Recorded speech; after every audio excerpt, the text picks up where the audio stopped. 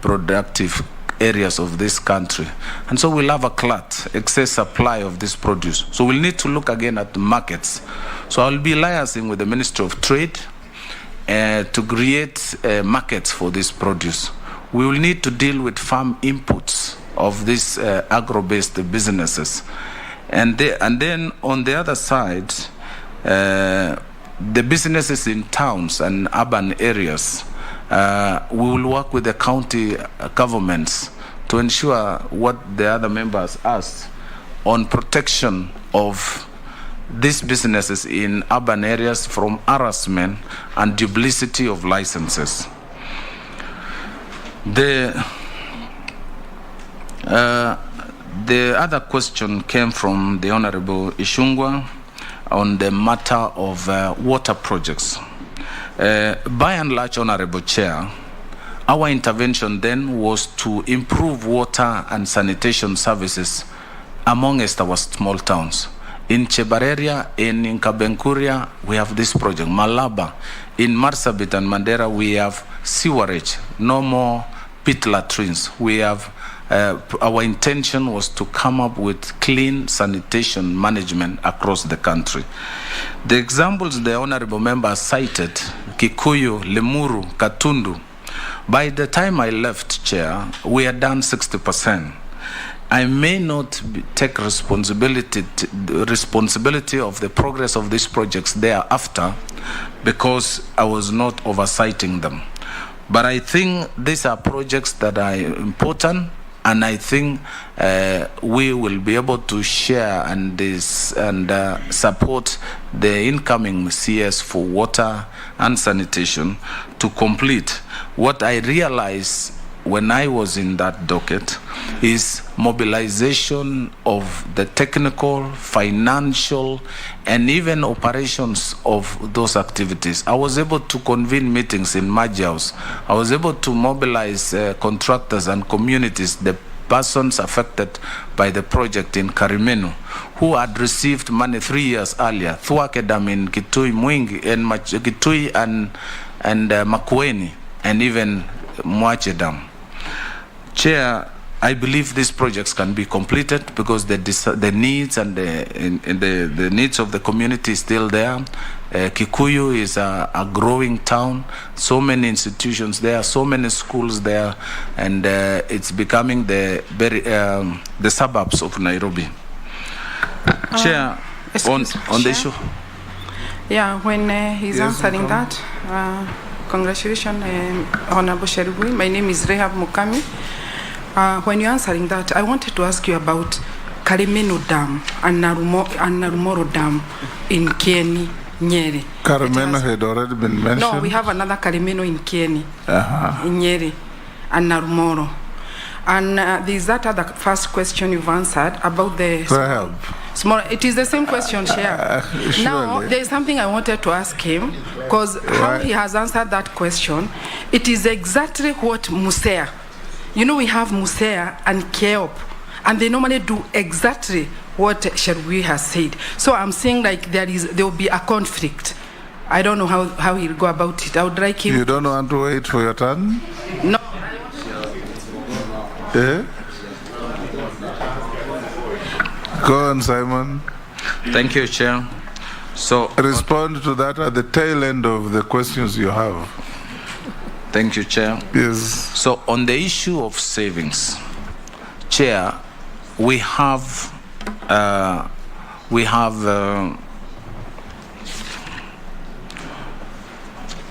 Honorable Chair, what we have in the country, people who borrow through our fintech companies, and they have been charged exorbitant interest rates. In this program, Chair, we will be able to design in a way that every borrower will be able to save. For example, the discussions ongoing now, every borrower who borrows 1,000 shillings will save 50 shillings. And that will go towards his Social Security Protection Fund and Pension Fund.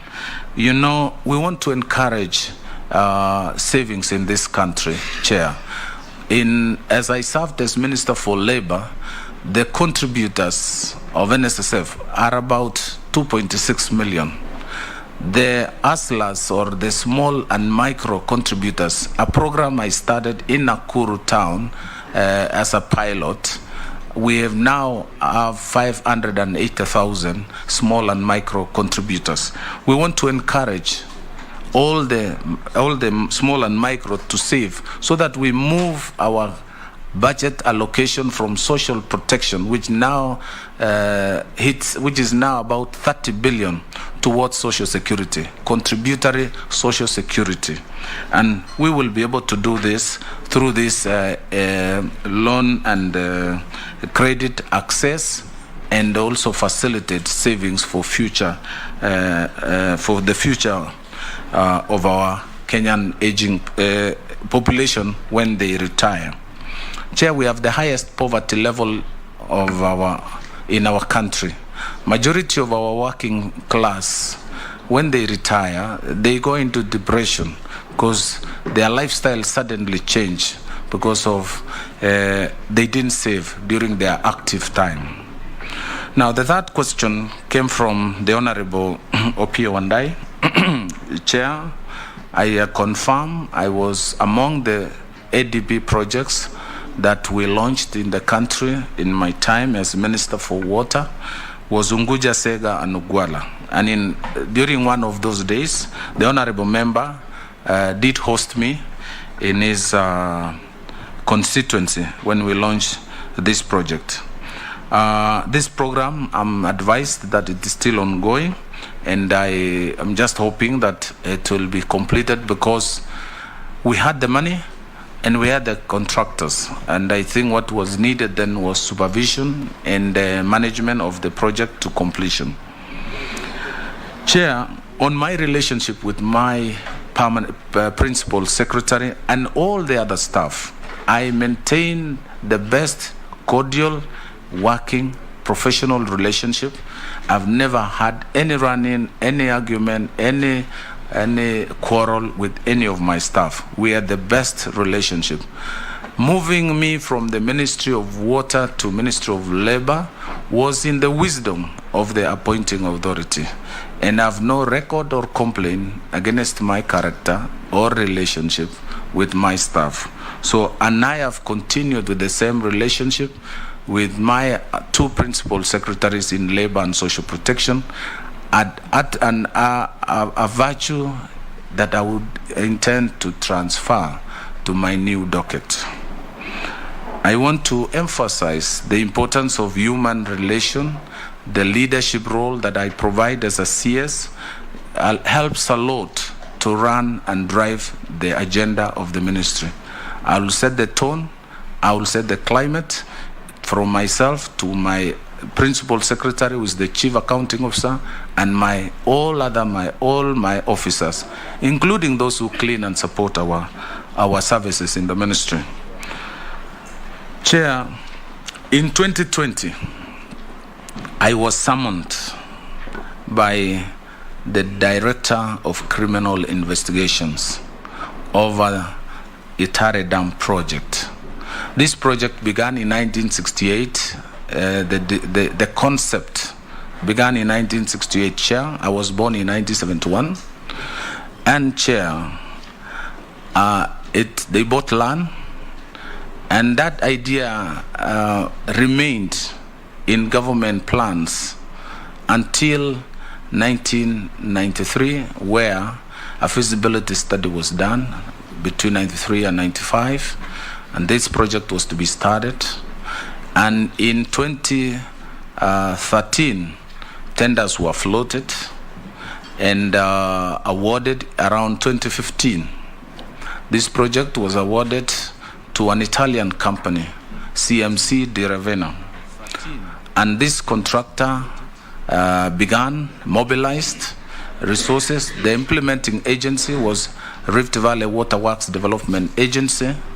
And the project was signed in State House in 2015, witnessed by our President and also witnessed by the Prime Minister of Italy. and it was signed between the then Minister Judy Waungu and also PS Treasury. This project began. I was appointed in 2018. At that time, this company had started experiencing financial challenges, and I visited this project in October for the first time of 2018, and the contractors started demobilizing. I found trucks, only 3 trucks operating. All the other vehicles and machinery were parked, and I summoned this contractor. They came to my office. We had meetings. Consultant, HB CAF, and contractor and consultant and the client were in my office. We went through the project progress report, and eventually they committed themselves. But we did not know that this company was experiencing financial challenge. 1 month after that meeting, the company was put in receivership. Chair, 3 months later, in March 2019, I was summoned, not summoned, but I started seeing my name on the newspapers, and this was said. I even called the editor, who is giving you this information? How do I come in? I'm not the implementing agency. I'm not the accounting officer. Neither am I involved in the project directly. Why, particularly the minister and all the officers involved? Why haven't you engaged the project team first to understand? Why would you start with me? And it kept going on for almost 3 months. Eventually, I received an invitation letter to visit Masingira House over these issues. Chair, I went to Masingira House, the Office of Serious Economics Crime Office, to respond to the issues of Etare.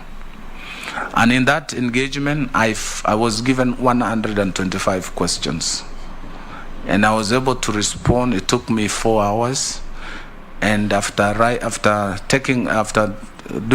making the statement, I was told I will be called back to sign. They will type the statement, and I will be called back to sign.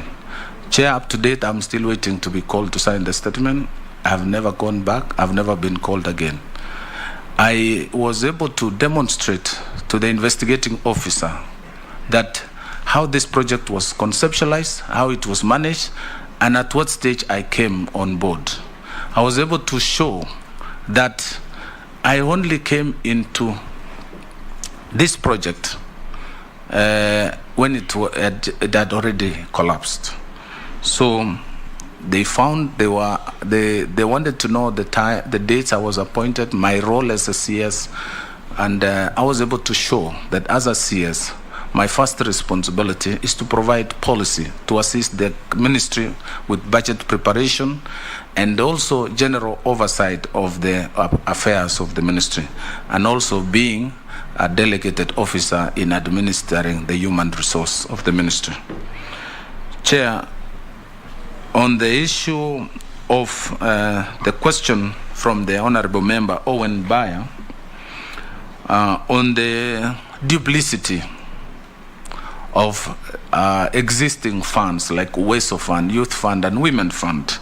And I think by extension what Honorable Member from Nyeri also asked, I would say, Chair, the way we have managed these funds is an issue. And also the allocation to these funds is also an issue. We know Youth Fund has gone through a lot of challenges in governance. And this fund is established through an executive order. It's over 10 years since this fund was established. And I think it's time to anchor it well, create the governance structures to administer this fund so that our young people can begin to benefit from the objective of setting up this fund. The ASLA Fund, Honorable Chair, which was raised by Honorable Owen Bayer, and I confirm I was in his constituency, and we were able to move water from Baricho to Kirebwe under the sea to an island called Kirebwe in Kilifi. Chair, ASLA Fund has been the way we're going to establish We are going to utilize our digital coverage in the country. We have seen fintech firms mint money. Chair, if you borrow today 1,000 shillings in Kenya from a Shylock or the fintech companies, you are charged 10% for a day borrowing. So if you borrow 1,000, you'll refund with 100 shillings in the evening. In a year, you will be paying 3,650%. We are intervening with this 50 billion allocation to reduce and even shake the market and whip banks and lenders towards protection and ensuring the small holder pays less or same amount of interest corporates are paying. So we expect, and I've already since the plan was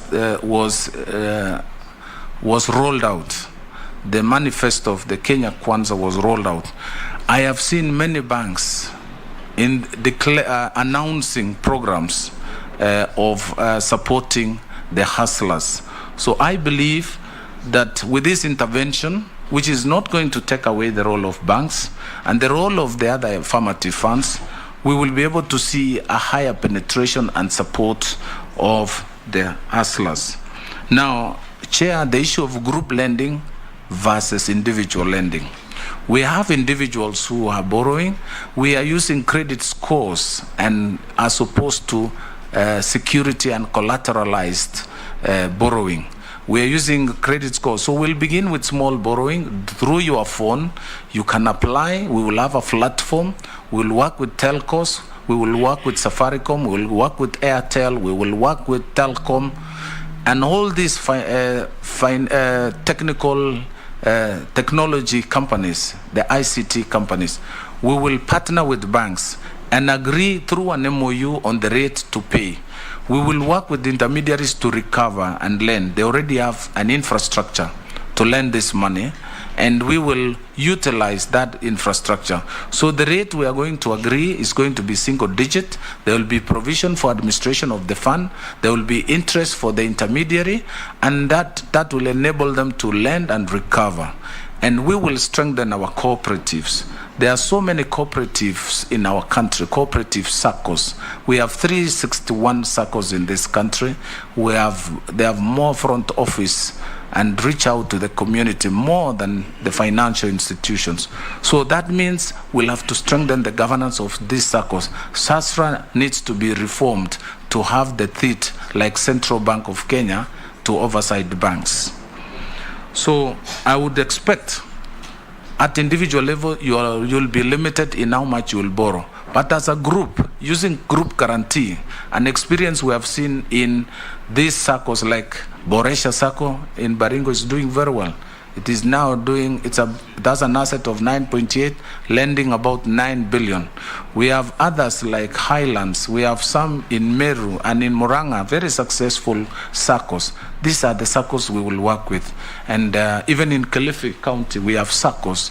So using those intermediaries, I believe we'll be able to improve the penetration of our lending. Finally, was a question from Honorable Robert Mbui on the bottom-up economy. Honorable Chair, studies have shown the trickle-down economics model has not worked. One time it was observed by J.M. Karaoke that we are creating a country of 10 millionaires and 10 million beggars. It therefore means we have to start addressing the bottom of our society, the majority of our society. We have to strengthen the base. Even when we are building a house, a tall story building, we must have a firm foundation. We must lay a firm foundation to support a long and tall structure. And this is what we are saying. We are saying Kenyans are hardworking. Kenyans have they work for themselves. They earn their living. They sweat for their they toil for their families. What we need to do as a government is to facilitate, is to support them, is to ensure that the challenges they go through, access to affordable credit, is allowed. And those who start businesses, we have registrar of small and micro under the Ministry of Cooperative and MSME. We will be working with counties, starting with Nairobi, Machakos, and all the counties of Kenya, to ensure the harassment and the kind of humiliation our small and micro go through are a thing of the past. We want an MOU. We want a common, a joint, a collective approach to the bottom-up economic model. And that will mean working as a team. I thank you. Chair, there was a question, last question from the Honorable Member Mukami. Chair, I remember the Honorable Member coming to my office in Majiao several times over this project. But Chair, the fate of these two projects is the same fate of Kimwarer and Aror. Chair, these projects suffered some priority challenges, and while we had itemized and prioritized these projects, the program did not progress because there was a general shift in policy from the dams and the construction of water structures. However, Narumoro and Karimeno remain an important water structure that will support farmers around Narumoro and Karimeno, because most of them now are drawing water from the rivers, and some of the rivers flowing from the Mount Kenya have dried up. This is an agricultural potential area, and I confirm the need and the importance of these projects to be finished. However, as CS, I was able to make a little intervention with the little resources that I had to just alleviate the challenge of this area. And we were able to do some ADP intervention in Nanyuki, although it's not in Nyeri County, but it affects part of the population around that area. And also the Sagana River Dam, which is near Karatina, which also support the people downstream mentioned by the Honorable Member. Finally, on the MSEA. MSEA is an authority as well as an actor in small and micro. Currently, they have been involved in policy formulation and establishment and management of small and micro funds. The first program that is coming out of that, coming out of MSEA policy formulation is the Hustler Fund. So I believe there is no conflict. I believe there is no competition, and there is no duplicity between the authority and also the fund. I thank you, Chair. We'll take the next lot. Point of order, Chair. Point of order, Chair. Chair, the nominee has completely, I don't know whether deliberately, has not answered the question on payment of his taxes. And maybe as his answer is that, he has demonstrated to us that within the last 5 years, his increase in net worth was about 200 million. Probably he can demonstrate to this committee whether he has paid taxes for that increase in his net worth of 200 million in the last 5 years. Chair, the difference in my net worth, majority of these assets tabulated here, which are the same assets that I tabulated in 2018, have appreciated in value. These are lands and buildings that I bought at that time, and over 5 years they have appreciated. Even if you did a general appreciation, you will still arrive at the same figure without enumerating the numbers. But for example, a land that was valued in my rural home, my county, in Mogotio, then was about 100,000 another 100,000 per acre, another one 50,000 per acre. We now have a tarmac. The land has appreciated. Now it's 350. If you wanted 1 acre in that place, I'll sell to you at 350. So I have the taxation of these assets come when we are selling, when we are transferring. That's when you do valuation, and you now pay the tax at the transfer. Let's do another round.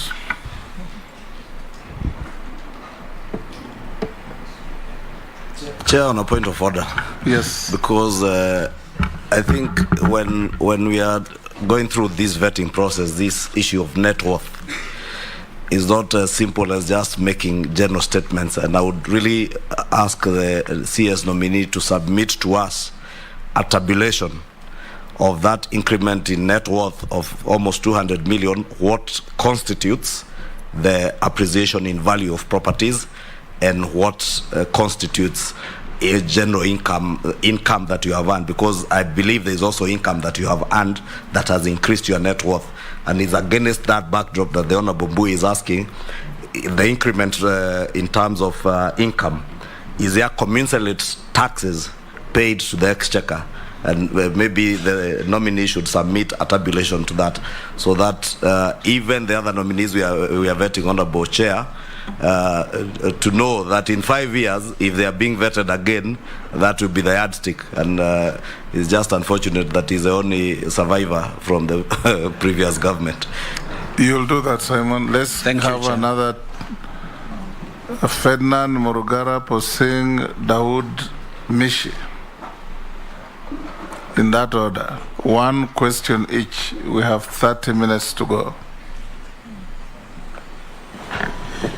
Congratulations once more, Simon. I think these small and medium enterprises, as we have them now, they are having problems and challenges. Would I therefore request that as you take over the ministry, if you are going to be vetted positively, can we then look at the period, the grace period, to be able to give these people enough time for them to be able to do whatever? Because, you know, the times are hard out there. You give somebody 6 months, or at most, or 2 months at most to start repaying, and he has not even started actually offloading some of the stocks.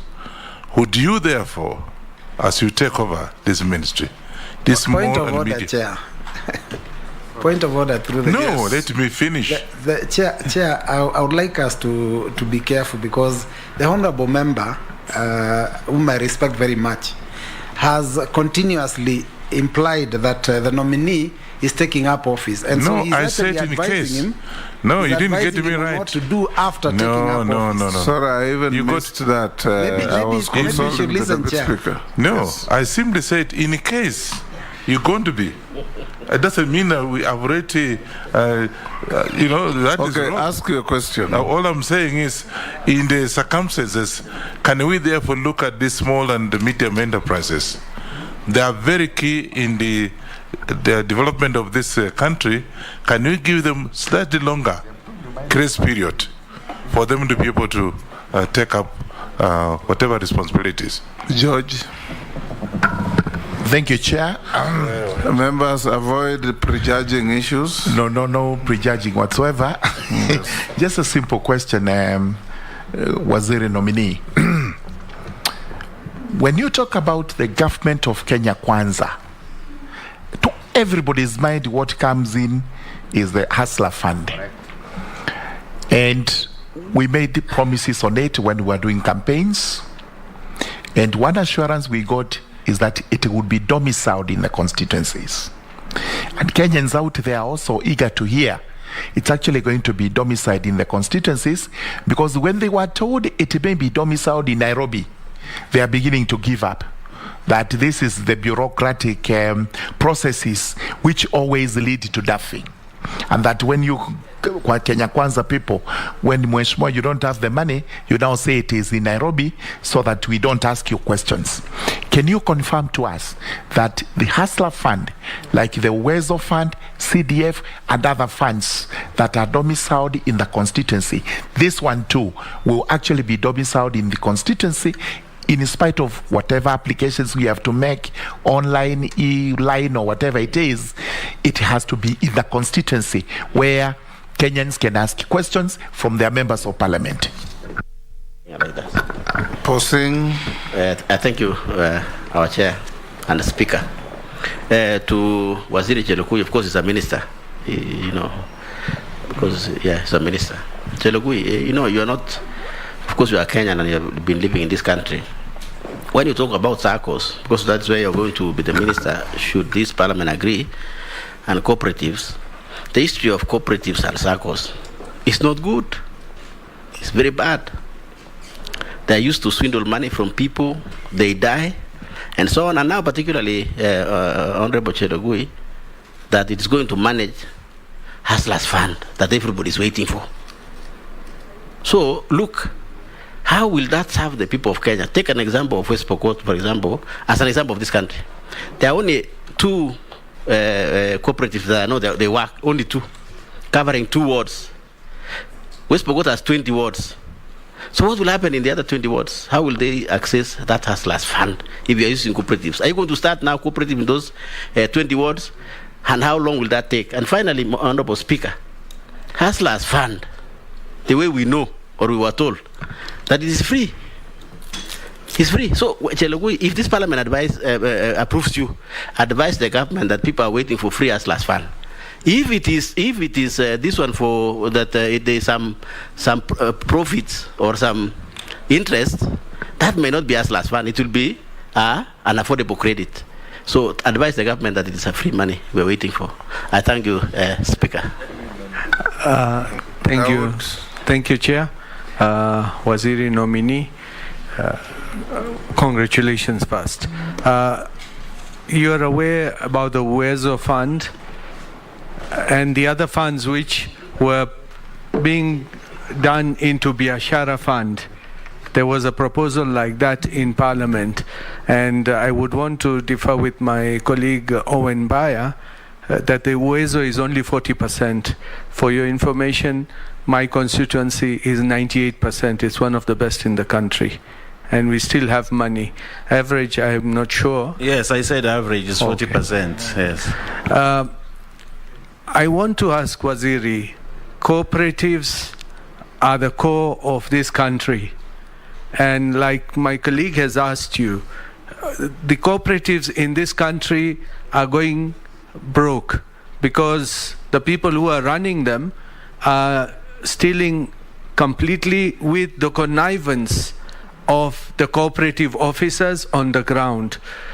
Once you come in, do you have any other way to sort out this issue once and for all, so that like in my constituency, one of the cooperatives has lost its property through a bank loan? Are you going to look at how they have accessed that loans? If the loans were not done procedurally, then somebody should pay for it, not the cooperative society, the small man who has put his money and now he's losing everything because they've lost a lot of properties like that. So what are you going to do about it? Thank you. Mishi?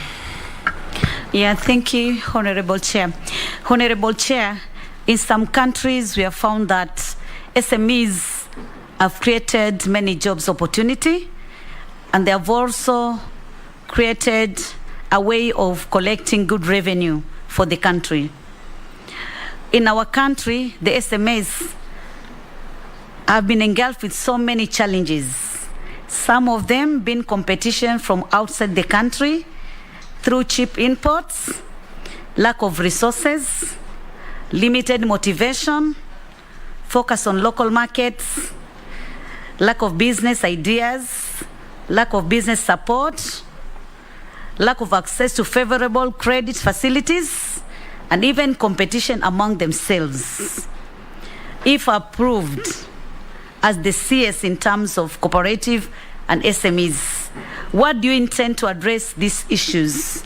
And more so, how do you plan to enable, empower, encourage, and equip to ensure that the SMEs work under conducive environments? Thank you. Thank you. Simon, you can answer those. Exercise some brevity because we're running. Thank you, Chair. Thank you, Chair.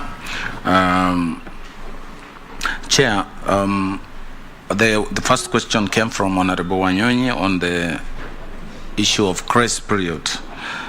Chair, we have a certain characteristics picked from the current lenders.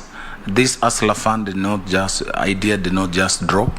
It's out of a certain pilots practice and the market reaction to what has been going on. You are aware, Chair, of certain products by banks and fintech companies that have been lending. Many Kenyans have been going to even Shylocks.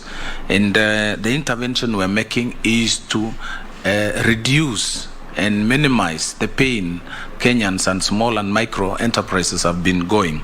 So in this case, part of the intervention will be provision. Instead of a day refund, we have a period. There will be those who will get 1 week, there will be those who will get 2 weeks, and depending on the credit score, using the fintech technology, which is scientific, we will be able to extend, and people will graduate from micro, small, and medium. And once you attain the medium level, we will now offload you to other organizations which have bigger lending capacity, like banks, ICDC, and even multinational.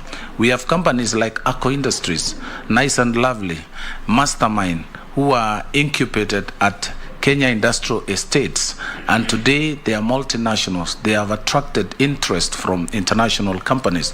They have partnership. Eco Industry is a household name now, and they started as a small and micro. I believe by intervening this way, we will be able to graduate many small and micro enterprises to multinational companies. There was a question by Honorable Murungara, I confirm, my schoolmate and senior, about the ASLA fund, the location of the ASLA fund. Chair, we would want to change things. We've talked about WESO fund, youth fund, and even women fund, and there have been challenges in uptake and even the impact. We would want to do differently the application, the implementation, and utilization of the ASLA fund. And we want to utilize our digital power to improve. Many Kenyans now, over 36 million Kenyans, have mobile phones. And there are people, the cooperatives, just extending to Honorable Kosing, we have cooperative movement in 43 counties. We have 1 branch in West Pokot, and no cooperative movement in Wajir, Mandera, and Garissa. It is my duty and responsibility to promote cooperative movement, because we have seen the power of cooperatives in housing and land settlement, the power of cooperatives in education, the power of cooperatives in transport, the power of cooperatives in farmer and productive sectors, coffee, tea, bioritram, and milk. 70% of this produce comes through cooperatives. So we cannot underestimate the power of cooperatives. We can only do better by empowering, grouping people, harnessing their small resources, and creating power using the collective savings that we will realize. So I would ask that allow us to do it different. However, Honorable Murungara, I will involve Parliament and stakeholders in every step of the way to ensure that we don't jump any step in delivery of the ASLA fund. Honorable Kosing, on the SACCOs and cooperatives. Honorable Chair, I want to state here categorically, I have taken note I've been in this country, and I've read the suffering of many cooperators, people who contribute with a clear objective to change their livelihood, but end up in the hands of unscrupulous officers. Chair, I will be coming to this house to amend the Cooperative Act, Societies Act, to empower the Commissioner of Cooperatives. We were advised or misadvised by the structural adjustment programs to change and remove the oversight by Cooperative Commissioner. This led to failures of giant unions. We had big Meru Farmers Union, we had Embu Farmers Union, Moranga Farmers Union, we have Kirinyaga. That was a collective union of societies. With the fall of those unions, we saw all the societies collapse. The splinter of Mokurueni and Odaya Cooperative Society led to drop in coffee. We used to sell and produce over 140 metric tons of coffee. Today, we're doing 40,000 metric tons. We have seen a serious loss of our foreign exchange. The only way out is to harness the collective power. We will register cooperatives in West Pokot. We will work with Honorable Kosing to register cooperatives, put people together, including the insecurity in Tiati. We need to group people who are buying and selling animals, put them in groups and create markets for animals, create organized, legitimate business so that people, we reduce those, we reduce the people who are causing mayhem in those areas by organizing them in an economic activity that is acceptable. The Hustler Fund through the SACCO. There are areas in this country, as I've mentioned, who don't have existing SACCOs. We will register SACCOs, we will organize them. But there is a window for individuals who can also access this fund. Chamas are allowed, SACCOs are allowed, groups are allowed, and this will enhance the credibility of the borrower as opposed to individual borrower. On the question by Honorable Dawood, and I appreciate that the uptake of the affirmative funds, the WESO fund, is around 98% in Imenti South, in Imenti North. And we will use the same, ride on the same experience to deliver Hustler Fund. Hustler Fund is a bigger fund. Hustler Fund will break the processes, make it easy, make it affordable, make it accessible. On the issue of interest, as asked by Honorable Kosing, Chair, we have no free money. Hustler Fund is not a free fund, it is affordable credit. It is affordable funds to facilitate businessmen, to facilitate small and micro, to do business and return money back so that we can revolve this money for the benefit of the next Kenyan. This money will be lent at single-digit interest rate as opposed to 3,650% or even 1,000%. We will minimize the credit, minimize the rate to single-digit. Chair, cooperatives are going broke. I agree with you, Honorable Dawood. The issue of governance, the issue of management, the issue of leadership is a big challenge amongst our cooperatives. We've seen the famous giant Chwele farmers, Honorable Chair, come down because the leaders have taken advantage of unsuspecting members of the society. What we need to do is to come back with a strong arm of oversight. We will need to strengthen SASRA. We'll need to create deposit protection facility. We need to create a common central liquidity facility for the SACCOs so that SACCOs can borrow from each other the way banks borrow from each other. We will need to have inspectors at the SACCO and ensure, I've seen buyers or off-takers of farmers' produce collude with society officials to underprice the farmers' produce, but lend money without control, and we will need to control borrowing.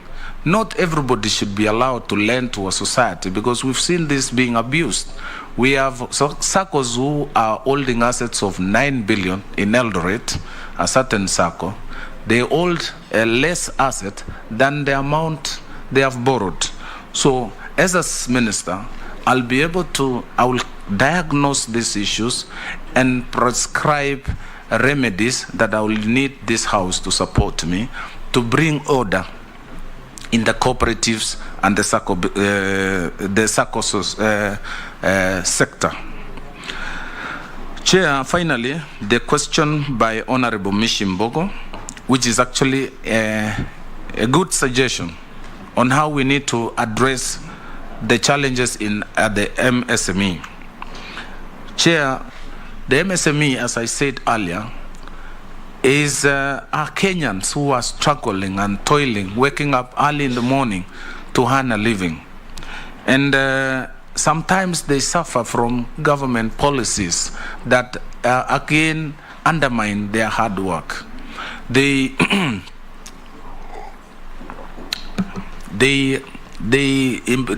produce goods, and just to realize some government action has allowed importation of similar goods, undermine and creating unfair competition.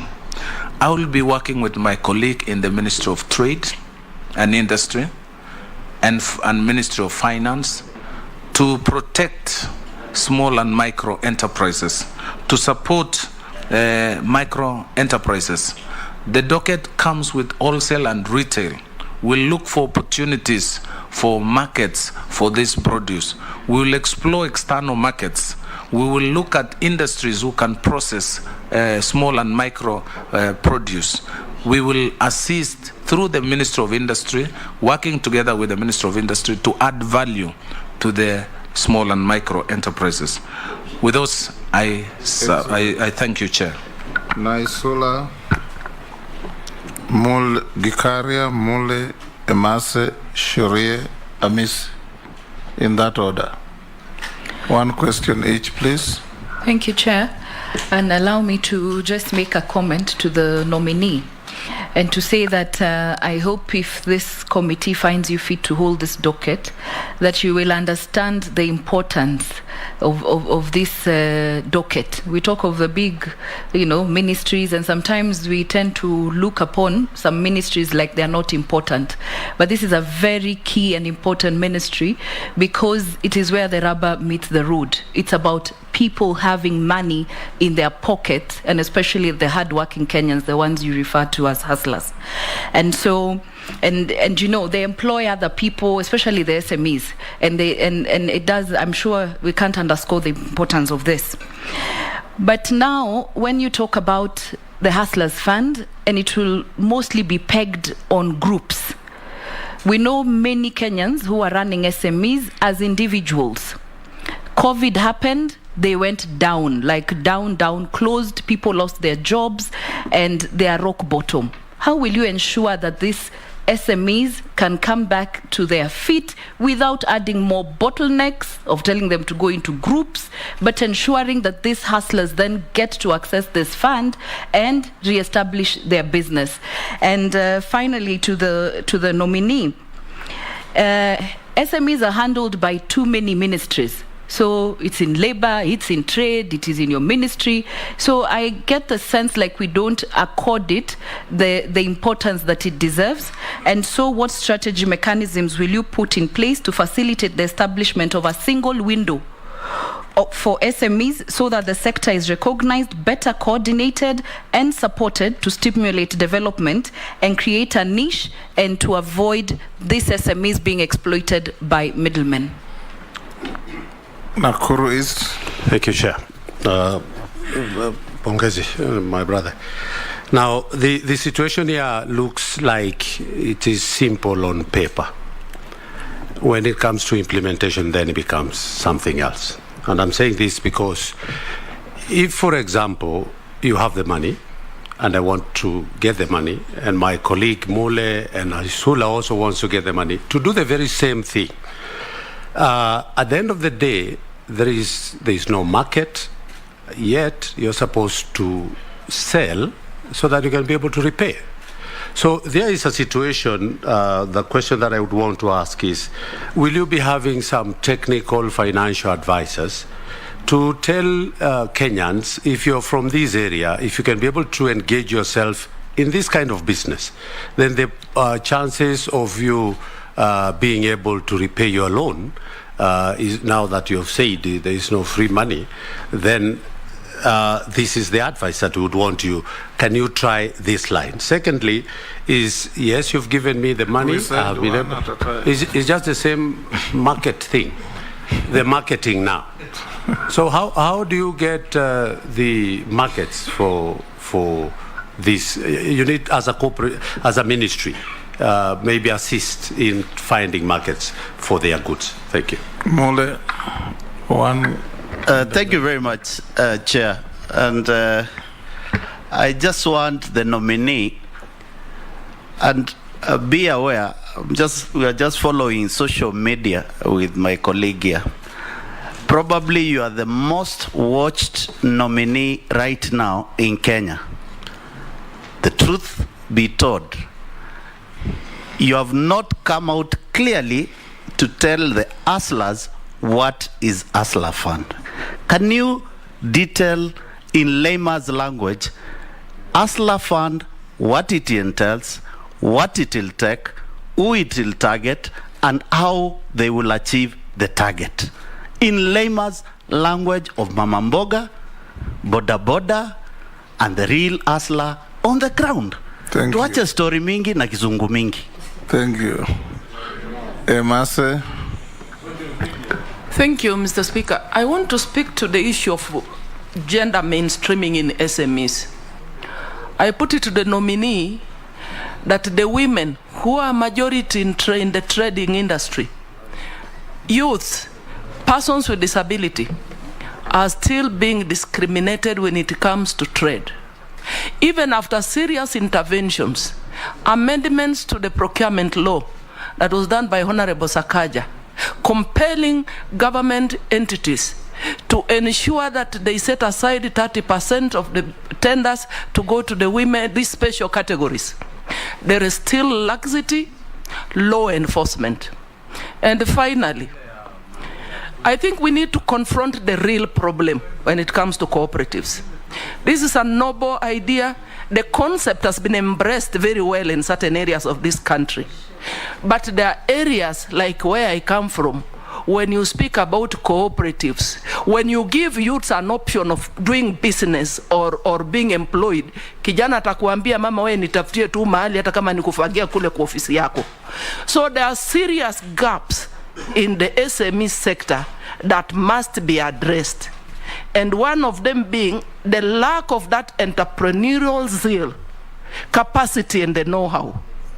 And also there's very low level research and development in the SME sector, or inefficient use of it. And that is why I would support the idea that the proposal by the Kenya Kwanza manifesto, that we have an establishment of a development center. See, that's how it was being referred to, in every ward, so that there is this capacity building for us to be able to actually impact and to enlighten our people, so that they can be able to embrace this idea of cooperatives and the SMEs as an option. Thank you. Sharia. Asante Chair. Bwana nominee, mine is on the Hustlers Fund. And I'm sure you're aware, you said it will be attracting interest. And you're aware this locks out the Kenyans practicing the Islamic faith. Have you any plans to consider these Kenyans, ama munasema Waislamu hawana hustlers? Amisi. Yeah, thank you, Chair. Chair, I worked closely with the Minister when I was serving the Committee of Labour, especially dealing with the problems of Kenyans, our girls dying in the Arabian Peninsula. But the problem still persists to date. But Chair, the Speaker, you've clearly referred to the nominee as designated survivor, which I agree. In the movie of the designated survivor, there is this gentleman called Thomas Kirkman. His real name is Kefa Sutherland. When an explosion occurred, all the government officials died except one person. The question is, what is this tragedy that befell your administration? And why you? How did you survive? Where did you hide? Which is this dungeon that you hid in? That you are the only one who survived. There is a song that says, I'm a survivor, survivor, I am a soldier. So, can you explain to Kenyans how you survive? You are total out of order. You are total out of order. Chair, but the question is clear. Yes. We just want to know. We'll pick the question. Thank you. Definitely. We'll pick the question. The singing is what is out of order. Simon, can you answer the questions?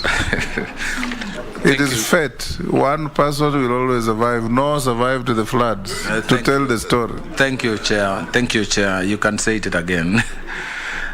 Chair, where I come from, in the times of war, when you strike and hit a place, you don't kill everybody. You let one survive. But when that one who survived comes, you don't show it to the public, you hide. So I'm hiding here, Chair. I would request the member not to ask the question because I'm still hiding. But notwithstanding that response, Chair, I would like to start by answering the Honorable Naisula Lesuda. Chair,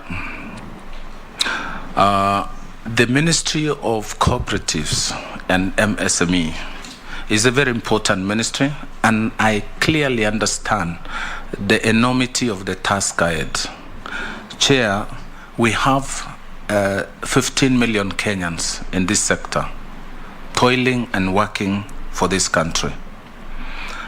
This 15 million, as I said, is 50% of the adult population of Kenya. So the importance, I really truly appreciate, and I acknowledge the member has also recognized that. During COVID, almost the entire SME sector collapsed because they work for a day. And when the health measures, mitigation measures were instituted in this country, they suffered a lot. Chair, this is a response. The Hustler Fund is a response to the challenges that we went through 2 years ago to restore back the small and micro, small and medium enterprises and reestablish their businesses. The MSME has been recognized in all the policy documents. The Economic Recovery Strategy Program, ERS, the Structural Adjustment Program, which was there in 90s, and also the Vision 2030, and finally the plan by the Kenya Kwanza administration. The importance has been underlined in all other studies, economic studies, and it is our desire that MSMEs can be brought back. And their intervention ranges from as small as 3,000 to 20,000. I asked one circle when I was preparing for this interview, Chair, how much they're spending on hustlers. One circle, which is running a portfolio, to be specific, Boresha Circle, which has branches, 25 branches in Baringo, one in Nakuru, one in Eldoret, one in Laikipia. Their loan book is 9 billion. 70% of that is SMEs, with borrowings not exceeding 20,000. And they turn around this 20,000 on a daily basis and create and make a living out of it. It is my desire and wish that with this intervention, we'll be able to re-establish back businesses of small and micro enterprises in this country. And we'll be able to create jobs, decent jobs, and graduate them from micro to small to medium size. and eventually offload them to the market, and they can go to financial institutions. On the issue on the housing or the placement of MSME in various ministries, trade, agriculture, and MSME ministry, I think, Chair, for the first time, the micro, small, and medium have been placed in one house to coordinate and to design, to come up with policy programs and link up with others, but will be housed in one place. It's the first time we are upgrading this to a full ministerial position. It's the highest recognition it has ever had in our country. So I believe with this recognition, we will have a full department with a principal secretary and accounting officer who will focus, we will focus under my leadership on bringing up the small and micro. On the issue of markets, I had raised by Honorable Kikaria, the intervention of the ASLA fund will lead to production. We'll have farmers in Githunguri looking for one additional cow. We'll have fishermen in the lake buying new boats and harvesting more fish. They will need coolers. They will need markets for this produce. And it is our intention as a ministry, after all is said and done, we'll then need to focus, working together with the Ministry of Trade, to look for markets, both local and external, because that will be the immediate challenge we will be facing after production has been addressed. There will be oversupply of milk, there will be oversupply of horticultural produce, fish, and all these perishable commodities. And with that, we'll then need to come up with cold chain facilities and also markets. We'll build markets where we need to, especially decent and areas that can be able to house those who are involved in this trade. The Honorable Mule, thank you very much, Honorable, on your observations.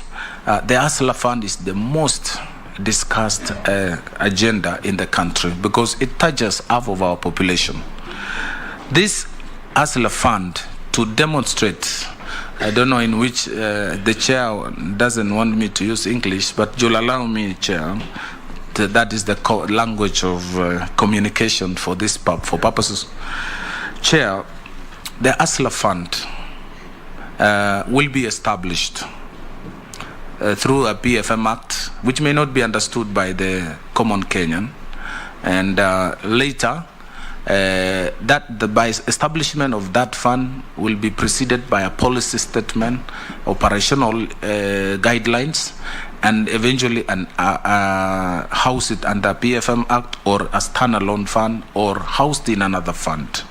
Thereafter, we will register hustlers. They will volunteer the information. There will be a form that they will fill. A boda fellow, mama mboga lady, or any Kenyan who feels he would require these funds will apply on his phone, and we will have registration officers in the first maybe 3-4 months. We will facilitate the registration of hustlers. Thereafter, we will group them. Those who want to group themselves, we will assist them to group themselves, and we will train them, and thereafter now enable them, identify how to apply for this money. You can apply for this money without any reference to anybody, as long as you meet the criteria of application. So using your phone, having submitted your biodata, having submitted your request, you will be able to now apply for this money. The same way we do, for example, with other fintech borrowing.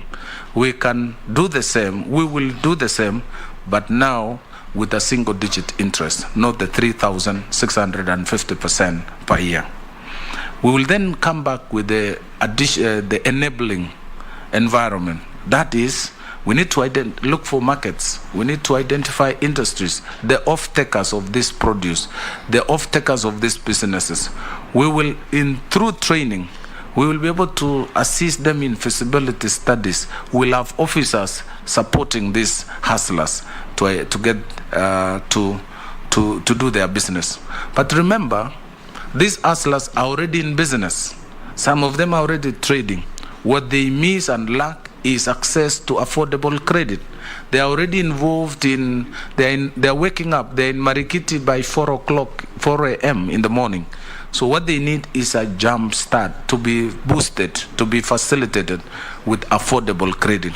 They have been toiling and working hard, but they only work for financial institutions. We now want to bring down the borrowing cost, access, and also support them beyond the borrowing and trading. On the matter of, the question of gender mainstreaming, Chair, we are working with all the gender institutions, gender commissions, and all the Kenya Kwanza focus is to support the vulnerable members of our society, to support women. And in this program, the ASLA Fund, we already know that the biggest beneficiary will be women, because these are the people who are involved more than any other gender in small, medium trading.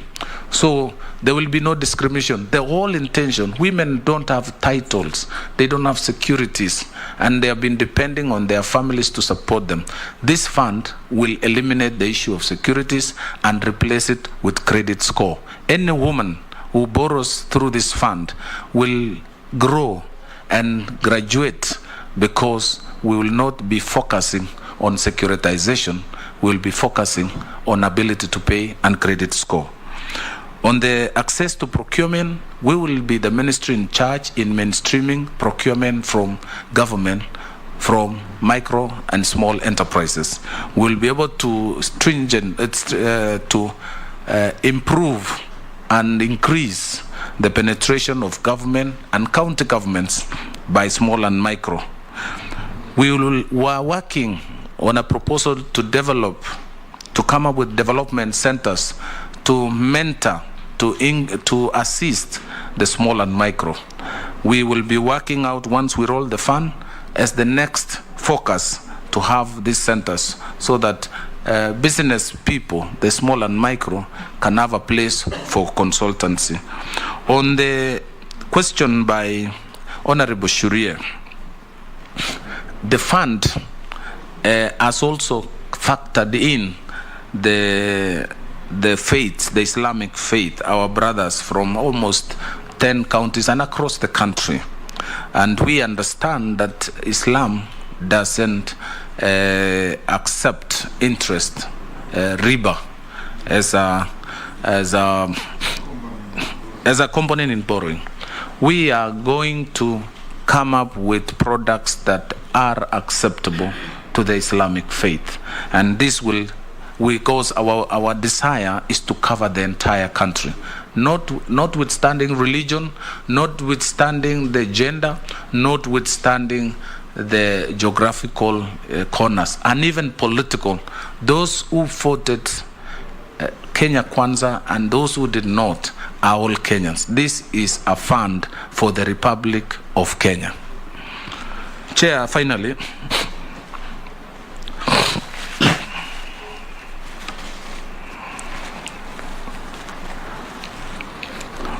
on the issue of the girls in the Middle East, is a matter that has dodged several ministers in the Ministry of Labor and Social Protection. First, I will begin by saying migration is an important contributor to the country of origin, destination, and also it supports families from the source country.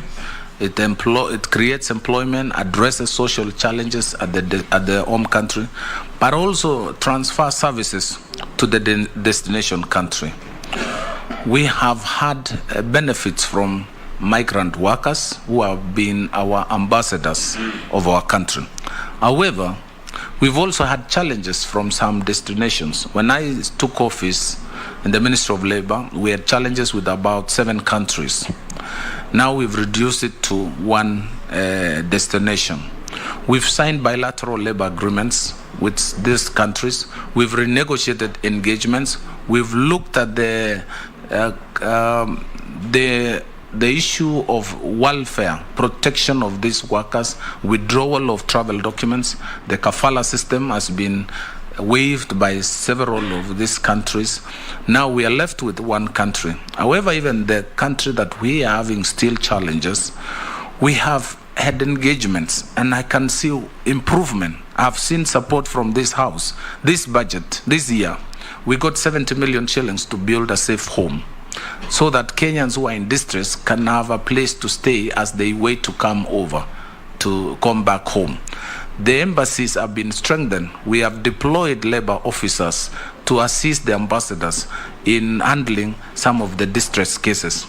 Parliament has visited, Senate has visited, and the ministry officials have also visited. We've improved the engagements. We still have challenges. Kenyans have lost lives. This year alone, we've lost 62 Kenyans, and for various reasons that have been given.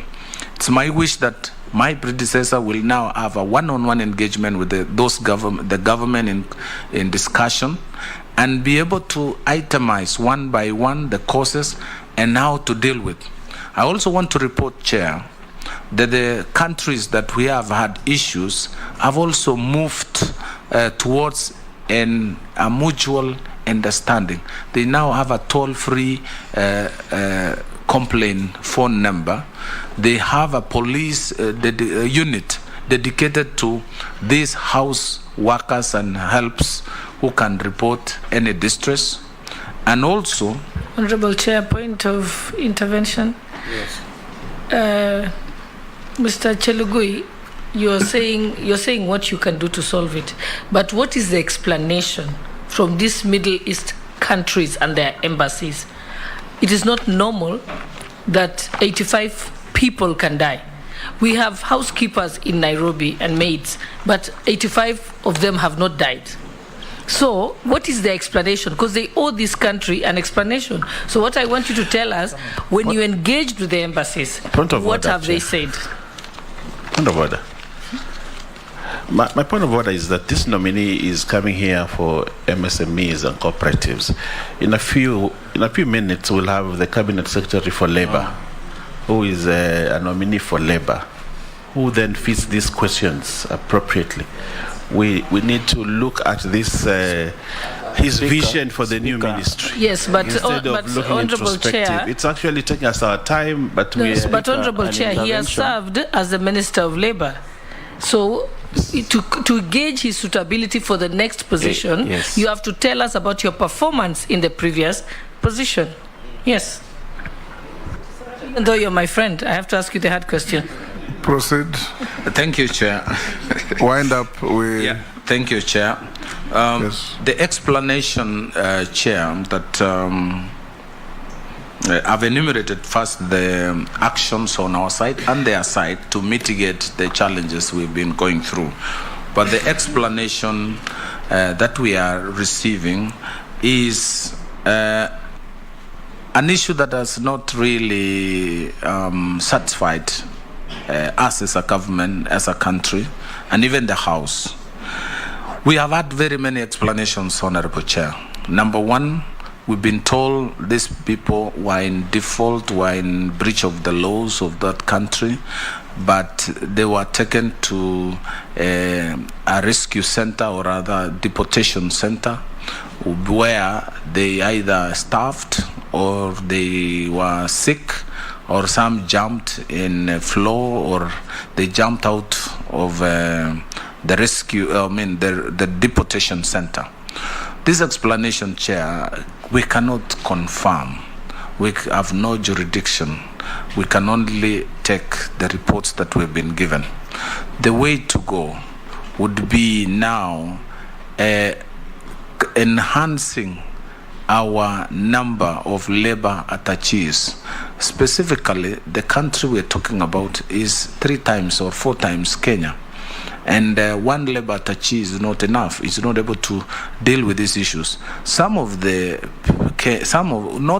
not undermine or underrating the importance of life, actually went without following, by not following the due procedure. They went without, they didn't use the approved agents. They traveled to that country on their own as tourists, as businessmen.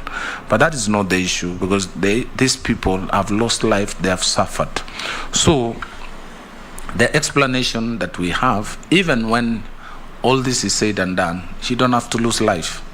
But that detailed explanation we're not being given. We've done a lot to get that information. I've appeared in this out severally over the same question, and that answer has not been provided because we are working through diplomatic channels. We'll give a chance to Honorable Junet. One question. Yeah, one question, Speaker. Thank you, Chair. Chair, actually, I have listened keenly to the cabinet nominee, and I wanted to seek a clarification. Chair, you know, they say the more things change, the more they remain the same. If you go to a cabinet nominee to this Wezo Fund website of the government, they're saying, welcome to Wezo Fund, the flagship program for Vision 2030, aimed at enabling women, youth, and persons with disability access finance to promote businesses and enterprise. But the funny thing also is they're saying the fund is highly devolved and adopted the concept of bottom-up approach with the decision-making done at the grassroots level in 2014, and they have disbursed 6.9 billion shillings directly and supported 1,877 beneficiaries with 69% success. Now, and the interest rate of this fund is 0%. There was no interest on it. The people were just being given money to start businesses and to refund. Now, the clarification I was seeking is that if you give this hustler fund, and majority of the people you are targeting are startups, people who want to start business now. People who want to buy a new border, people who want to start small-scale businesses, small traders. And this Wezo Fund concept, which they are saying in their website, by then Jubilee government, that it was a bottom-up approach, never succeeded. How will a fund which will have an interest, however small it is, which is going to be refunded, help somebody to start a business? How will you incubate a startup using that kind of money? Simon, before you answer that, let me just ask you 2 questions. Now, as you roll out this fund, you have rightly said many of these people are either in business or some are going to be startups. Now, you will have to tell us what kind of national infrastructure you are going to put in place to help what you rightly call the off-take. Take, for example, where some of us come from, Kinawandai and others. These are areas, even when the country is unfortunately being ravaged by drought, they're still getting good rains. People want to take 5,000 shillings, 10,000 shillings to grow more beans, more maize, more potatoes. But as drought is ravaging Kenyans in the north and the east, women are still going to roadside with bananas, with potatoes, with all sorts of crops, and staying there until evening and going back home without even selling. So for you to make the hustler succeed, what infrastructure do you want to put in place in terms of cold rooms, movement trucks, and so on, so that whatever they are going to double in production can move to consumption markets? Because there's absolutely no point for us to be crying to Mexico to send us maize when you have potatoes and bananas rotting by the roadside in Kisii, in Siaya, in Bungoma, and so on. This is squarely within your purview. Number two, the story of cooperatives is what the Chinese would call sweet and sour. Out there, many average people are very frightened of the managers of cooperatives. Because every cooperatives you go to, there are a few examples that may have succeeded, but you'll find the managers of the cooperatives are filthy rich.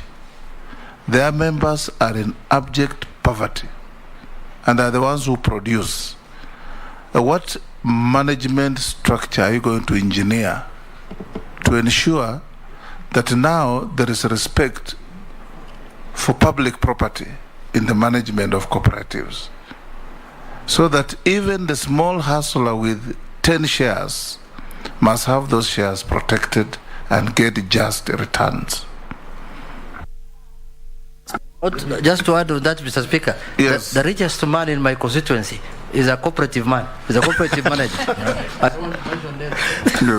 Yes, Ichungwa. Speaker, maybe it's good that you have raised that issue of cooperatives, and the CS would tell us how probable, just in addition to what the Speaker is asking, how probable is it for you to ensure that we have something in the sense of what KDIC does with banks, the Kenya Depository Insurance Fund, corporation or rather, a fund like that, like KDIC, that will ensure that cooperators' money is secured, so that you also encourage people to join the cooperative societies and also ensure there is proper governance structures in the cooperatives.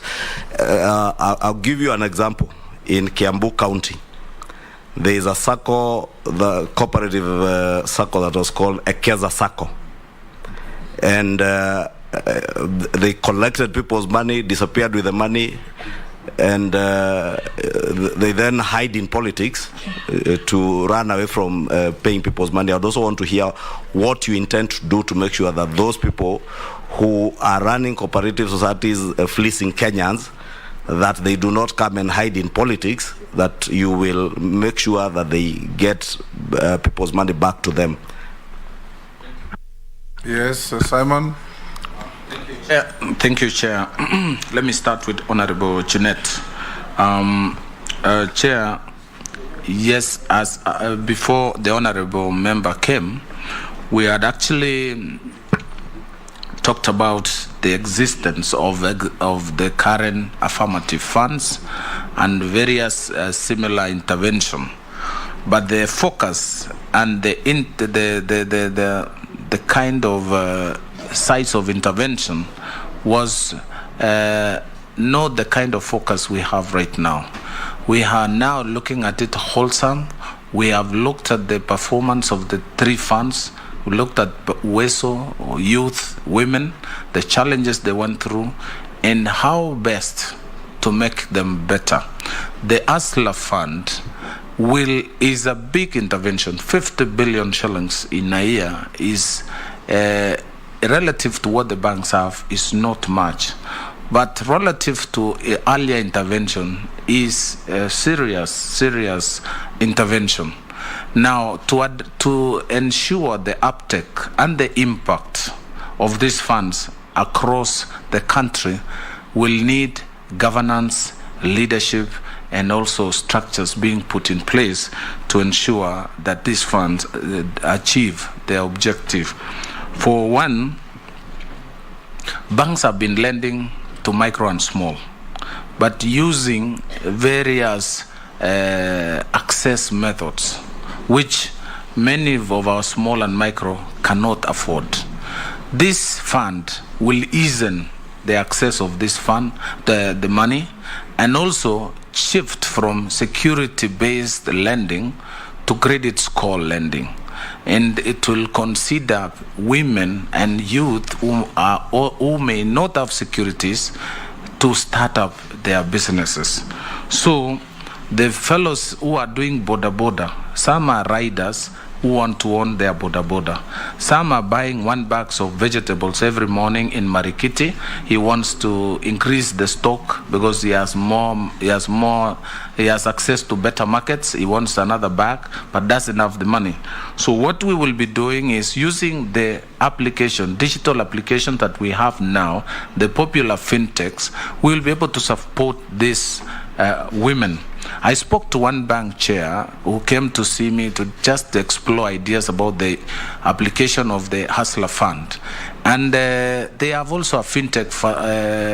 They have a fintech platform that is lending, and many women in Nairobi, over 100,000 women, borrow between 15 and 30,000 at 4 a.m. in the morning. That is the time they are buying their wares. They refund this money between 4 and 8, just around Nairobi. This is the experience, the output of the pilot that we are doing. Now, our intervention is not money. It is changing the rate of interest. That is the impact of our intervention, that these ladies will save more because we are going to reduce the rate of borrowing and also organize them to start saving for their retirement. So this fund is not just a loan. It has more. It is more than just a loan. So that is the intervention that we're having with the boda. Now on 0% rate, I think it's not practical because we need to also mentor these people. Eventually, we don't expect them to remain small and micro forever. We want them to start preparing them to borrow, build relationship, open accounts, and start growing, even going beyond Africa, beyond Eastern, beyond Kenya. So this practice needs to be inculcated at the beginning so that you pay interest. There's a cost of administration of the fund. We want to send officers to check. We want the intermediaries to participate, to recover, and to lend, to provide advisory services as the last mile of delivery of this money. So what I can assure the country is this fund will be below 10%. And we are talking between around 9, and we're still thinking of bringing it down, or those are discussions going on. It's not yet clear. We will bring this discussion to this House for your ratification. The Honorable Speaker, the national infrastructure to support MSME is a very important intervention to enable the Hustler Fund. As you say, as you drive from Nairobi to Western, you find so many Kenyans along the way in Naivasha, in Nakuru, in Torongo, in Eldoret, towards Tarbo, all the way to Bungoma. All these people, you go to Mombasa, the same. You go to Mount Kenya, the same. You go to Northeastern, the same. Those are small and micro people. Those are Kenyans. These are Kenyans who also aspire for a better living. But unfortunately, sometimes they can stay on that roadside for a whole day. To facilitate them, we would need now to create markets for this produce. We would need warehouses for this produce, and we would need cold rooms. Already, the HCDA had done some intervention, however small they are, it has assisted. But we need to scale up. And we will want to work out, once we have done the lending, we will need to work with the Ministry of Agriculture who are doing the milk dairy. They can assess the output, and we will need to know how then can we assure the market for the produce, excess produce. On the issue of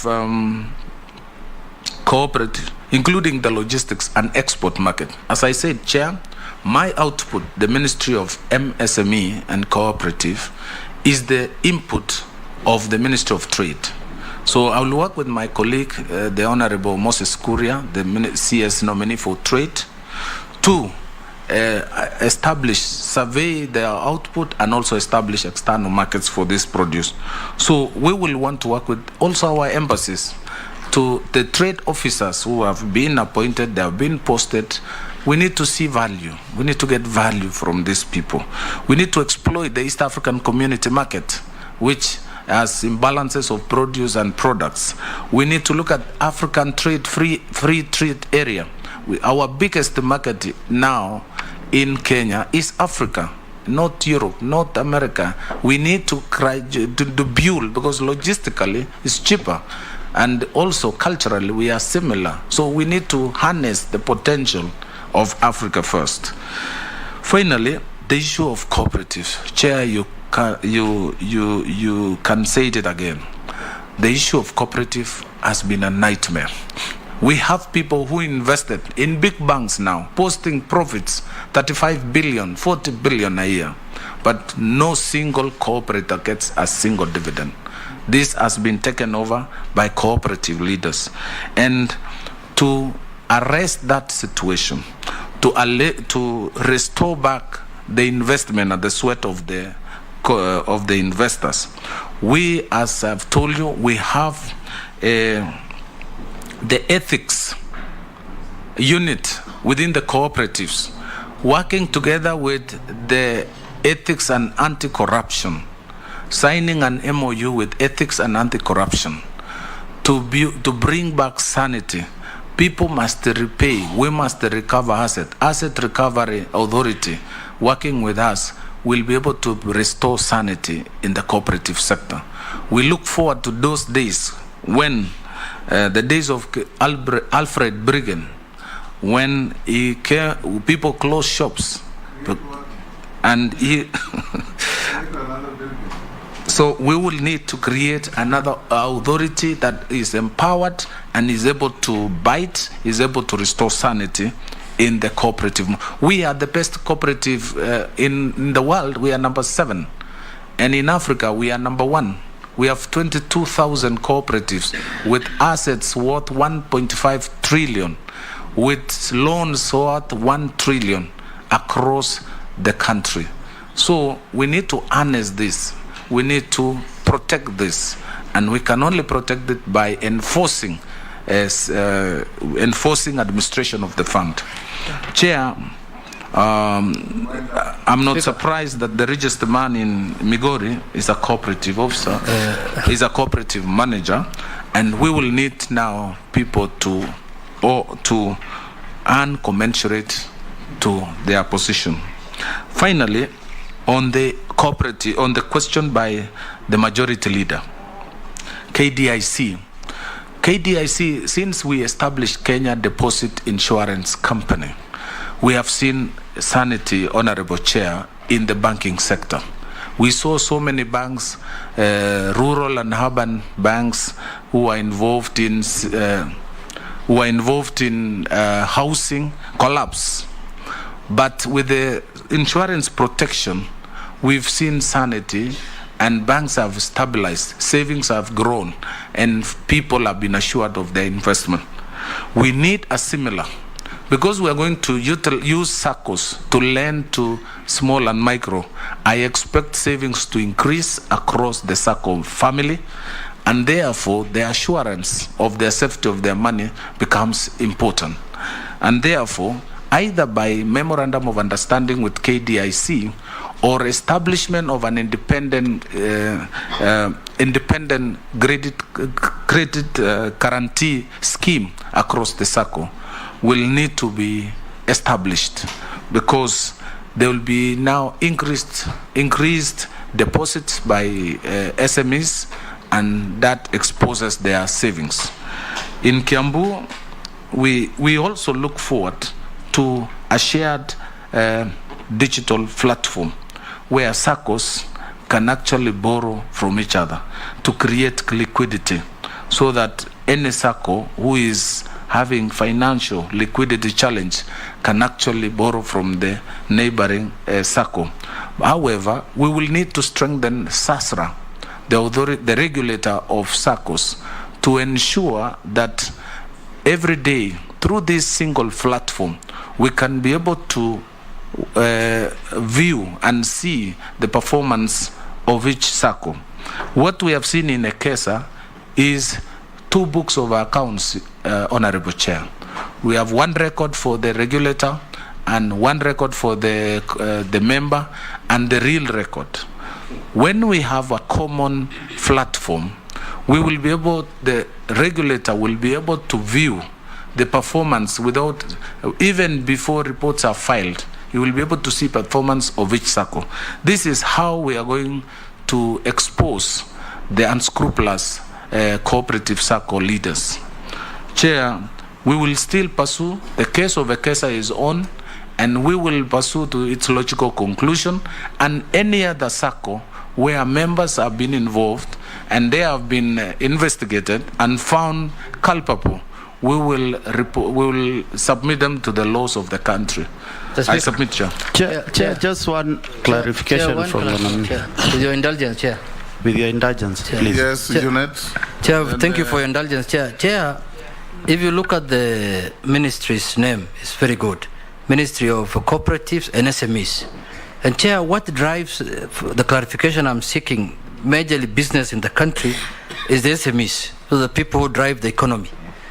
But Chair, one of the things that they have really suffered from for the last 10 years, even at the county level and at the national level, is what is called pending bills.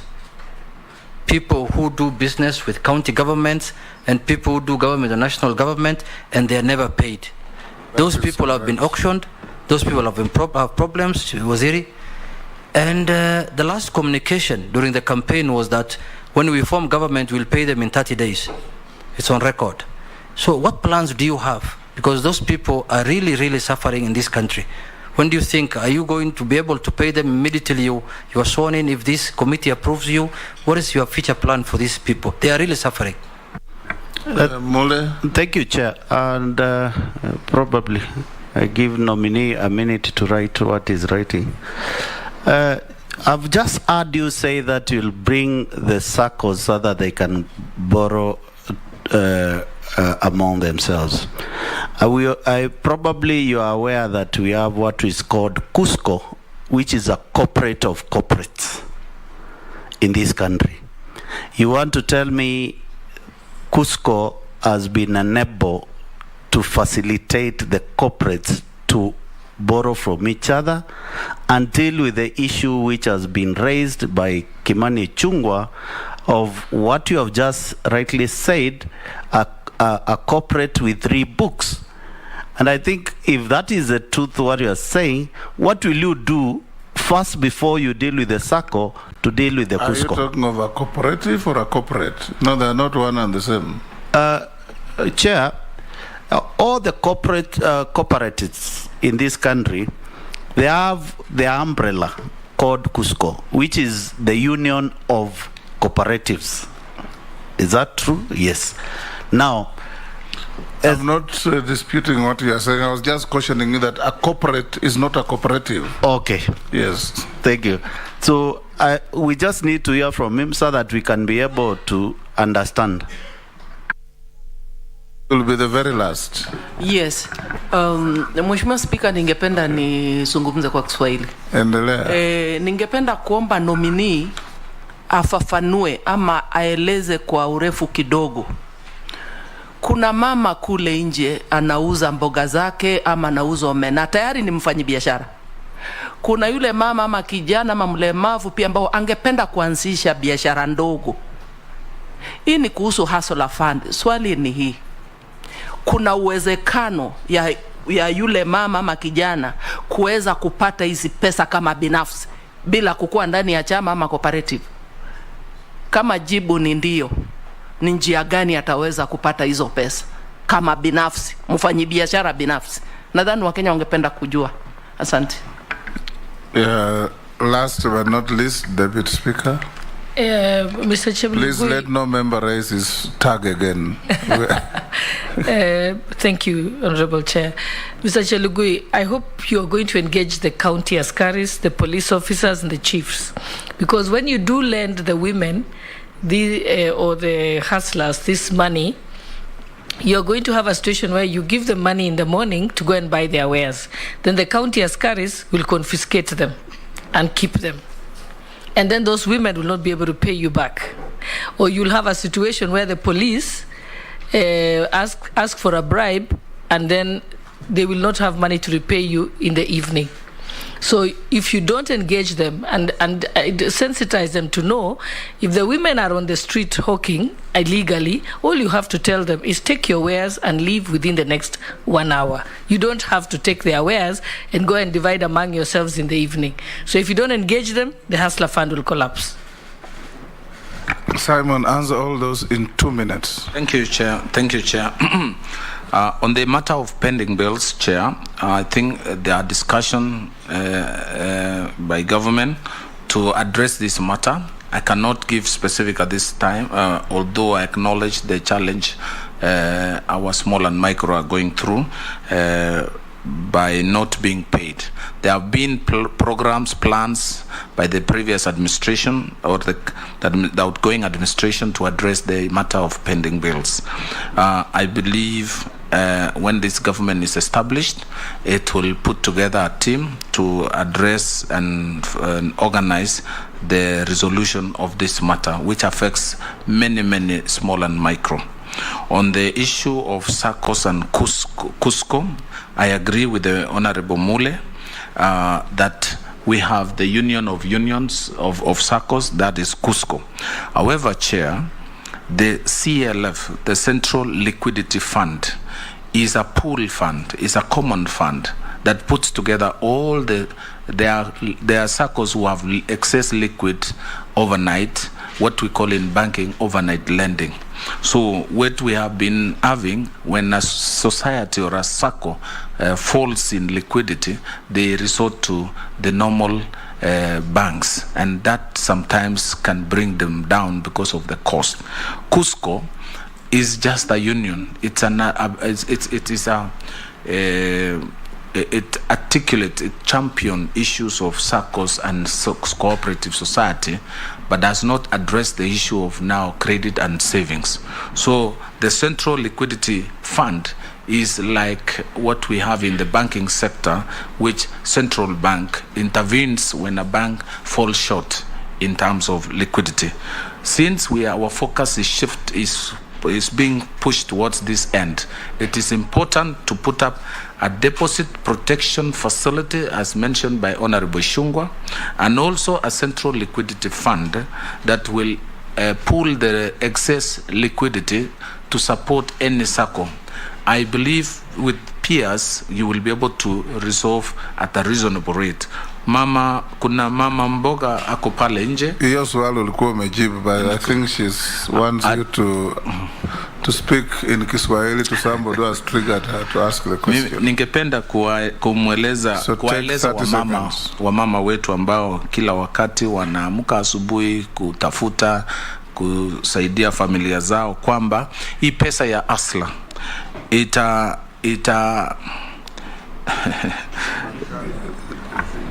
Kiswahili na kwa ngumu, Honorable Chair, but hii pesa imepangwa kuwafikia wamama wote wa Kenya wanaofanya biashara mtaani, wanaofanya biashara mchini, na pia ile swala haswa ambao tunataka kuokoa ni ile riba wamama wanalipa wakikopa pesa kutoka watu wale wanapeana pesa reja kutoka mabengi na kutoka hazina ambazo wanakopesha pesa. I think swali lake ni kwamba kama hujaingia katika cooperative yoyote au kikundi chochote, wewe kama mfanyabiashara binafsi utakuwa na nafasi ya kupata hizi pesa?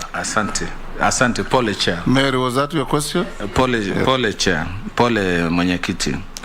Ningependa kumweleza mheshimiwa kwamba wale wamama wote ambao wamejiunga ama hawajajiunga na vikundi wako na nafasi na njia ya kunufaika na hii hazina ya Asla Fund. Unaweza kopa hii pesa ukiwa mwewe binafsi ama kupitia kikundi. Hii pesa unaweza tumia simu yako, unaweza andika barua, unaweza kupitia maofisa, na unaweza kupitia mahali mabengi ama SACCO ambao wako katika kaunti zetu. Asante sana. Take 3 minutes to tell us your final wish. Involvement of chiefs and county and police as asked by the Deputy Speaker. And I want to... the brutality of the Kanjos. Yes. I think that's what she's asking. We will collaborate with all the stakeholders. This is a government intervention, and we will want to rally everybody alongside this plan. So the police, the county governments, and the chiefs are part and parcel of this program. Thank you. 3 minutes to tell us your final wish. Thank you, Chair. First and foremost, I want to appreciate the opportunity given to me to appear before this honorable House, led by you, the Speaker, and the Deputy Speaker, and honorable members. Chair, I have served diligently this country in various capacities. I look forward to serve in the same, with the same commitment, the same focus, and be a contributor towards and supporting and impacting on the bottom of the pyramid. I want to thank His Excellency the President William Samoei Ruto for the honor and the appointment, the nomination for this position. This is trust. He has shown trust in me, and I will not let him down, and I will not let this country down. I'll work. I understand the enormity of the task of the hustlers, of the many Kenyans who are suffering in cooperatives, and the need to bring sanity in this sector. Finally, I want to thank my family, my wife, my children, and my parents. I also thank the people of my community where I come from, that is Mogotio and Baringo, who actually mentored me, supported me to this level where I stand before this House. So, Honorable Chair, I promise I will work together with this House. I will respond to any call from this House, any summon to this House, and any communication or request for information from this House. I thank you, Chair. Thank you, Simon. We now release you to go to your other duties. If you have any documents to exchange with the clerk's office, please do so out there. The sergeant will now show you the way. Honorable members, I'll give you a 5-minute stretch as we prepare to get the Honorable Salim Mvuria.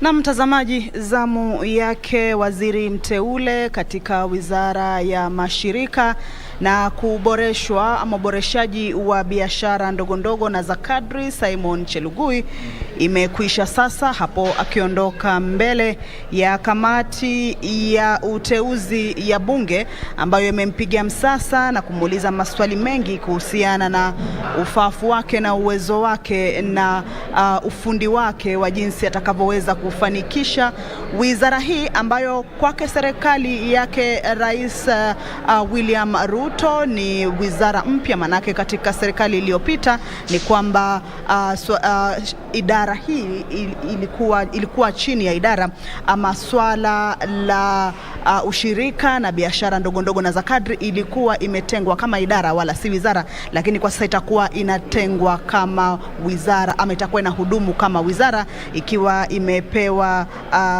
mwongozo chini ya Simon Chelugui ambaye ndiye ameteuliwa kuweza kuongoza wizara hiyo, iwapo jinsi alivyojitetea na iwapo jinsi alivyozungumzia kuboresha idara hii ama wizara hii, basi wabunge wataona anafaa, basi watampa nafasi hiyo. Lakini kwa sasa zamu yake imekwisha.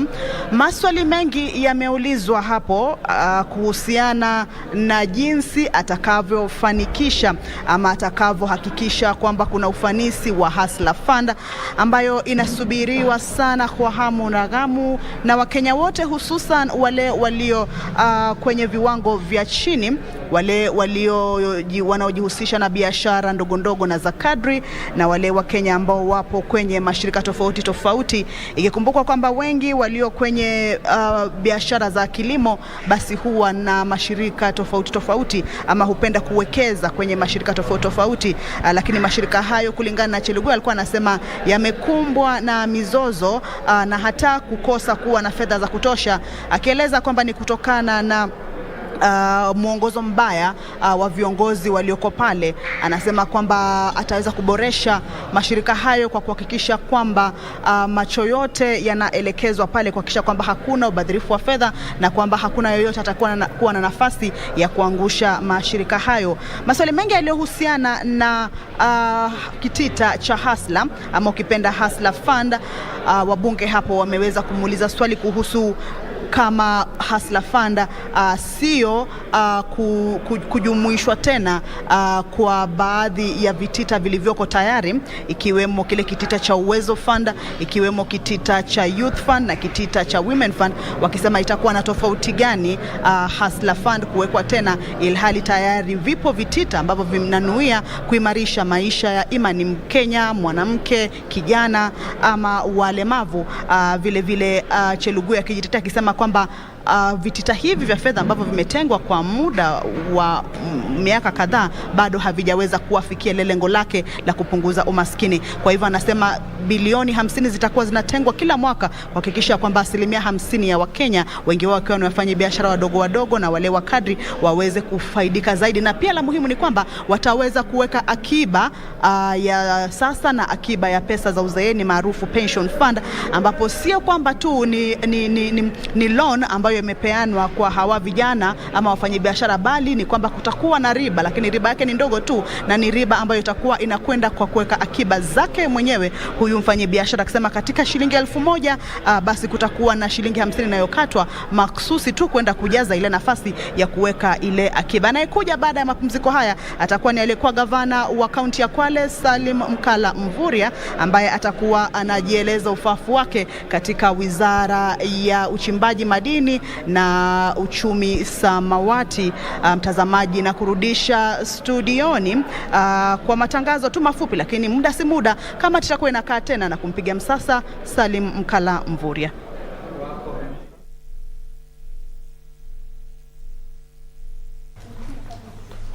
Well, those live pictures are from County Hall, where the vetting of the 22 Cabinet Secretary nominees has entered day 5, with 4 nominees scheduled to appear before the 15-member Committee on Appointments that is being chaired by the Speaker of the National Assembly, Moses Wetangula. Remember, those scheduled to appear before the committee Saturday include Simon Kiprono Chelugui, Cabinet Secretary nominee for Cooperative and Micro SMEs Development, who has just completed his interview. And coming up next is Salim Mvurya, who is the Cabinet Secretary nominee for Mining, Blue Economy and Maritime Affairs.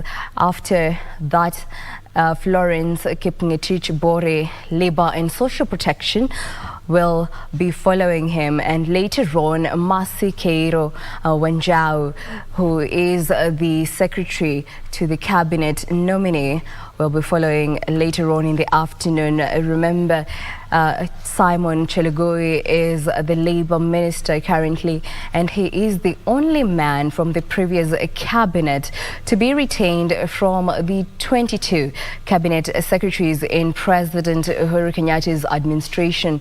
And when he appeared before the National Assembly's Committee on Appointments for Vetting as Water and Sanitation Cabinet Secretary nominee in 2018, Chelugui declared his net worth at 796 million shillings. Today, his net worth currently stands at 993 million shillings. He was asked to mention his take on various issues, such as the number of projects enumerated while he was the head of the Ministry for Water, including the sewer project in Kikuyu and Karimenu Dam. And at the same time, he mentioned that he would encourage all the MSMEs to save, so that budget allocation can be shifted from social protection towards a contributory social security. At the same time, he was told to rather give his take on matters pertaining the Hustler Fund. Remember, if approved, he will head the Cooperative and Micro, Small and Medium Enterprises Development Docket, and he will have the challenging task of spearheading the implementation and rollout of the 50 billion shilling Hustler Fund, which is an important feature in President Ruto's campaign that, among others, aims to set up occupational schemes for small-scale traders such as bodabodas and mama mboga. And remember, let's take a look at a bit of his profile. Simon Kiprono Chelugui is the current Cabinet Secretary for Labour after his appointment in January 2020. Prior to this, he served as the Cabinet Secretary for Water. And remember, he holds a master's degree in Finance, Investment, Strategic Management, and Bachelor's of Commerce, specializing in Management Science option. And he also has been extensively trained in corporate governance. He has over 20 years work experience in corporate governance, policy formulation, monitoring and reviewing implementation and technical policies. And at the same time, water engineering, finance, investment and strategic management, and has worked directly with different government institutions. At the same time, he was vested with the Elder of Golden Heart Presidential Award for his outstanding stewardship and service. Well, let's take a look at when we shall be following him right after this break, and that is Salim Mvurya.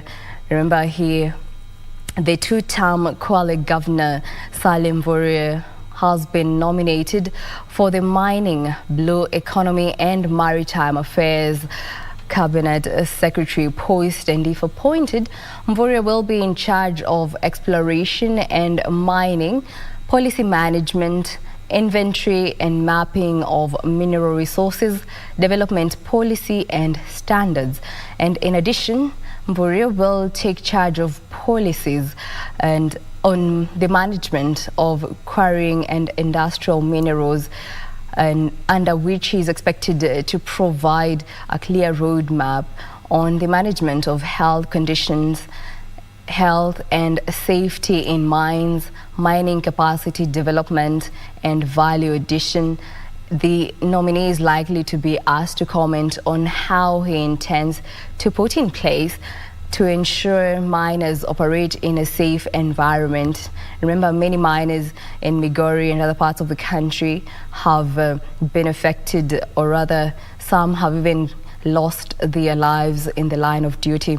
And after the vetting of Salim Mvurya, Florence Bore is expected to follow. And remember, she ran for Kericho Women Rep position and she is the Labour and Social Protection Cabinet Secretary nominee. Well, on that note, we shall be taking a short break. We shall be right back.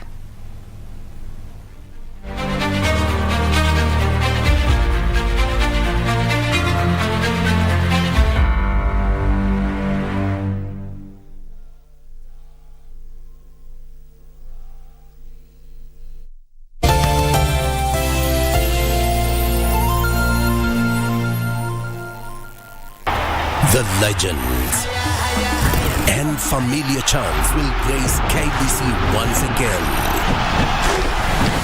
Don't